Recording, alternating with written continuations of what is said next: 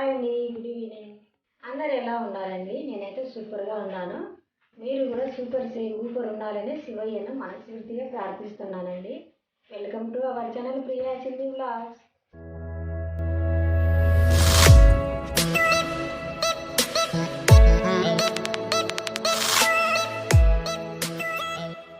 ముందుగా సంక్రాంతి శుభాకాంక్షలు అండి. ఈరోజు సంక్రాంతి పండుగ కదా, ఎలా చేసుకుంటున్నారు ఏంటి?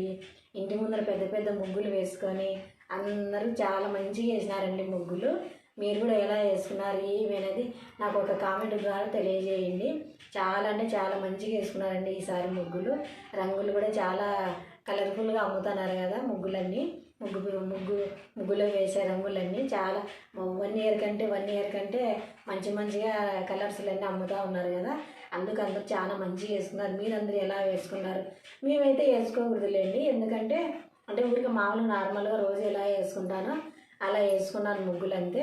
రంగులు నింపడం అవన్నీ పండగ చేయడం ఇవన్నీ అయితే ఏమి చేసుకోకూడదండి. మేము చేసుకోకూడదు కదా, అత్త స్వర్గస్రాలు అయిపోయింది కాబట్టి. అయితే మనకి అయ్యవారు అయితే 5 నెలలకే చేసుకోమన్నాడండి. 5 నెలలకి అంటే మనం ఆమె చాలా పెద్ద అమ్మ కదండి.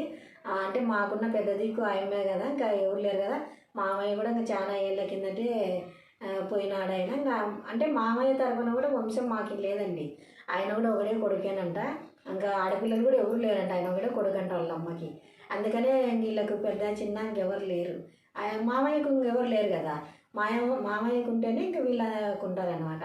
ఇంకా మాకైతే ఇంకా పెద్దవాళ్ళు అంటూ ఎవరు లేరు. అత్త అయితే ఉండేది, అత్తనే మాకు ఏదైనా కానీ చెప్పేది. ఇంకా అందుకని మాకు పెద్ద దిక్కు ఆయమే కదా. మనం 5 నెలలకి అయితే చేసుకోమన్నాడు అయ్యా. నాకైతే మనసు అంగీకరించలేదు. 5 నెలలకి ఎందుకు చేసుకోమన్నాడంటే ఇంకా ఎవరు లేరు కదా. అంటే ఒకరుండి ఒకరు పోతే అట్లా 9 నెలలు 11 నెలలు ఉండాలంట. ఇద్దరు లేరు కదా, అందుకని 5 నెలలకే చేసుకోండి అన్నాడు అయ్య. అయితే నాకైతే మనసు ఒప్పుకోలేదు. పెద్ద ఆమె కదా, మనం అలా ఉండకూడదు అనే ఉద్దేశంతో నేనైతే 11 నెలలు చేసుకోకూడదు అనుకున్నానండి పండగలు. ఇంకా ఏమి మన వీడియోలో అయితే మీకు అలాంటివి అయితే ఏం కనపడవు. దేవునికి పూజ చేసేటివి అలాంటివి అయితే ఏం కనపడవు. నేను బయట ఏమన్నా వెళ్ళి తీయడము, లేదా నేను ఇంట్లో ఏదన్నా పొద్దున నుంచి సాయంకాలం వరకు ఏమేమి చేసినా అలాంటివి అయితే మీకు చూపించగలుగుతా. కానీ ఇంకా ఇంట్లో పూజ అవన్నీ అయితే చేయను, ఎందుకంటే 11 నెలలు చేయకూడదు అనుకున్నానండి నేను. అంటే ఇంకా మళ్ళీ నవంబరు అట్లా ఆ టైం వరకు చేసుకోకూడదు అనుకున్నాను. పెద్ద ఆమె కదా, ఎందుకు ఇంకా 5 నెలలకి ఎందుకు చేసుకోవాలలే అనే ఉద్దేశంతో చేసుకోలేదు. ఇంకా చెయ్యను కూడా నేను. అందుకని ఊరికి నార్మల్గా నిన్న భోగి ఎలా చేసుకున్నారండి? భోగి పండగకి అయితే మనం పులగము, పచ్చి పులుసు, కలివిడి కూర, ఇది సద్ద రొట్టె మీద మనం నువ్వులు వేసి రొట్టె చేసుకున్నారండి. నేనైతే చేసుకుంటున్నాను. ఇంకా చూపిలేదండి. అంటే ఊరిగా చేసుకుని తినడం అయితే చేయొచ్చు కదండి, దేవుళ్ళకి అట్లా పెట్టకూడదు.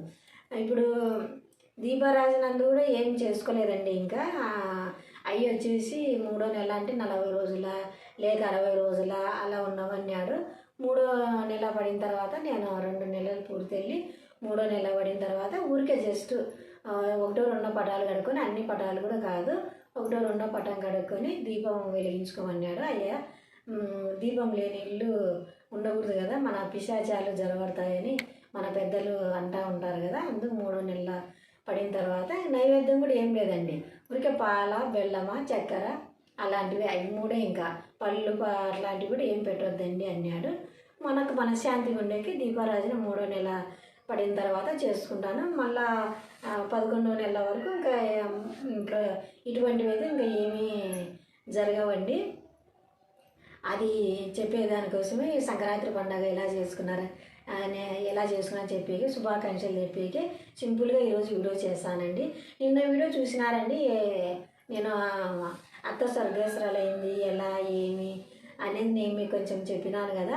అంటే అండి ఎవరిని ఉద్దేశించి మాట్లాడిన మాటలు అయితే కాదండి, అవి నాకు బాధ అనమాట. బాధతో పెద్దోళ్ళు ఎవరు లేరు కదా. నాకు అమ్మ నాన్న ఒక 10 సంవత్సరాలు, ఒక 10 ఇయర్స్ బ్యాకే అమ్మ నాన్న లేరు. 2010లోనే అమ్మ పోయింది. అమ్మ పోయిన 9 నెలలకి నాన్న పోయినాడు 2011లో. వాళ్ళు ఎప్పుడూ పోయినారు. ఏమైనా చెప్పాలనుకుంటే అత్తతోనే చెప్పేదాన్ని, అదత్త ఇదత్త అని. ఒక అత్తలా అనుకోకుండా నాకు ఎప్పుడు అమ్మలా నాకు తోడుగా నీడగా ఉండేదండి. ఒక ఈడ్చబడేది కానీ, అత్త పెత్తనం చెలాయించడం కానీ ఇవేమీ చేసేది కాదనమాట. అత్త మంచిగా ఉండేది. అటువంటి అత్త నాకెందుకు దూరం అయింది, ఎందుకు నేను ఏం చేసినానని చెప్పకుండానే ఆమె పోయింది అన్న బాధ అనమాట. ఇంకా వీళ్ళు ఎవరు ఎందుకు మాట్లాడలేదు అనేది ఒక బాధతోన మీకు నేను అలా చెప్పినానండి. ఇలా ఎవరు మాట్లాడలేదు అన్న ఉద్దేశంతో.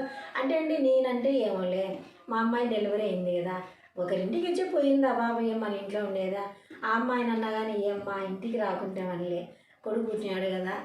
అంటే కొడుకు అంటే నాకు లేరని నాకు అంత ప్రేమ అండి, అంతే ఏం లేదు. అంటే అండి తల్లిదండ్రికి నిజంగా చెప్తాను, ఒక కొడుకు అనేది కంపల్సరీగా ఉండాలి. ఆ బాధ అది ఏది అనేది నాకు తెలుసు కాబట్టి నేను చెప్తాను. మరో విధంగా అయితే అనుకోవద్దండి. నాకు నాకు తోసింది, నాకు తెలిసింది నేను చెప్తా అన్నాను.